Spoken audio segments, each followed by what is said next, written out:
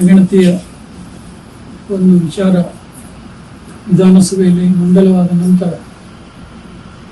ಬಹಳಷ್ಟು ಸಮುದಾಯದ ಜನರು ತಮ್ಮ ಅತೃಪ್ತಿಯನ್ನು ಈಗಾಗಲೇ ವ್ಯಕ್ತಪಡಿಸಿದ್ದಾರೆ. ಹೀಗಾಗಿ ಸಂಪುಟ ಸಭೆ ಬಹಳಷ್ಟು ಮಹತ್ವವನ್ನು ಪಡೆದುಕೊಂಡಿದೆ.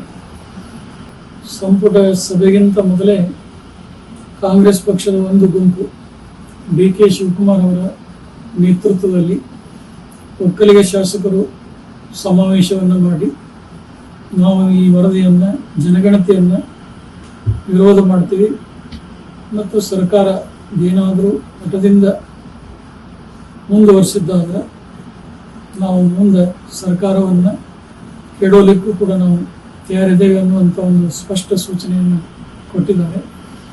ಇನ್ನೊಂದು ಕಡೆ ಅಖಿಲ ಭಾರತ ವೀರಶೈವ ಲಿಂಗಾಯತ ಮಹಾಸಭೆಯೂ ಕೂಡ ಜಾಗೃತಗೊಂಡು ಅವರು ಕೂಡ ಅಲ್ಲಲ್ಲಿ ಸಮಾವೇಶವನ್ನು ಮಾಡಿ ಒಂದು ನಿರ್ಣಯವನ್ನು ಕೈಗೊಳ್ಳುವಂಥವರಿದ್ದಾರೆ.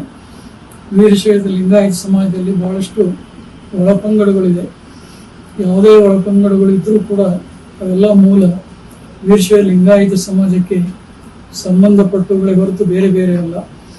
ಆದರೆ ಜನಗಣತಿ ವಿಚಾರದಲ್ಲಿ ಜಾತಿಗಳನ್ನು ವಿಂಗಡಣೆ ಮಾಡಿ ವೀರಶೈವ ಲಿಂಗಾಯತ ಸಮಾಜದ ಸಂಖ್ಯೆಯನ್ನು ಬಹಳಷ್ಟು ಕಡಿಮೆ ತೋರಿಸಿರುವಂಥದ್ದು ಸಮಾಜದ ಜನತೆ ಮೇಲೆ ಬಹಳ ದುಷ್ಪರಿಣಾಮ ಬೀರಿದೆ.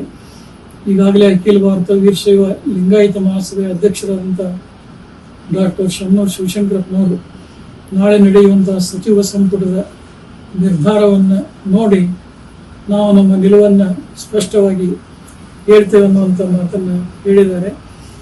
ರಾಜ್ಯದ ಅಧ್ಯಕ್ಷರಾದಂಥ ಶಂಕರ್ ಬಿದರಿ ಅವರು ಈ ಒಂದು ಜಾತಿ ಜನಗಣತಿ ಏನು ವರದಿ ಇದೆ ಅದು ಸರಿಯಾಗಿಲ್ಲ, ಪಾರದರ್ಶಕವಾಗಿಲ್ಲ, ಮನೆ ಮನೆಗೆ ಭೇಟಿಯನ್ನು ಕೊಟ್ಟು ಜನಗಣತಿಯನ್ನು ಮಾಡಿಲ್ಲ.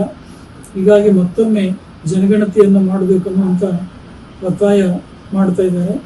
ಅದರ ಜೊತೆಗೆ ನಾವೇ ಅಖಿಲ ಭಾರತ ವೀರಶೈವ ಲಿಂಗಾಯತ ಸಮಾಜದಿಂದ ನಾವು ಒಂದು ಸಮೀಕರಣವನ್ನು ಮಾಡಿ ನಮ್ಮ ಸಮಾಜದ ಅಂಕಿ ಸಂಖ್ಯೆಗಳನ್ನು ನಾವು ಪ್ರಕಟ ಮಾಡ್ತೀವಿ ಅನ್ನುವಂಥ ಒಂದು ಸ್ಪಷ್ಟ ನಿಲುವನ್ನು ಕೂಡ ತಾಳಿದ್ದಾರೆ. ಹೀಗಾಗಿ ಮುಖ್ಯಮಂತ್ರಿಗಳು ಬಹಳ ಜವಾಬ್ದಾರಿಯಿಂದ ಈ ಸಮಸ್ಯೆಯನ್ನು ಬಗೆಹರಿಸುವಂಥವರಾಗಬೇಕು. ಇನ್ನು ಕೆಲವು ಸಮುದಾಯವನ್ನು ತುಷ್ಟೀಕರಣ ಮಾಡೋದಕ್ಕಾಗಿ ಬಹುಸಂಖ್ಯಾತರಾದಂಥ ಸಮಾಜವನ್ನು ಒಡೆಯುವಂಥ ಕೆಲಸ ಬಹಳ ಚಾಣಾಕ್ಷತೆಯಿಂದ ಮುಖ್ಯಮಂತ್ರಿಗಳು ಮಾಡಿದ್ದಾರೆ.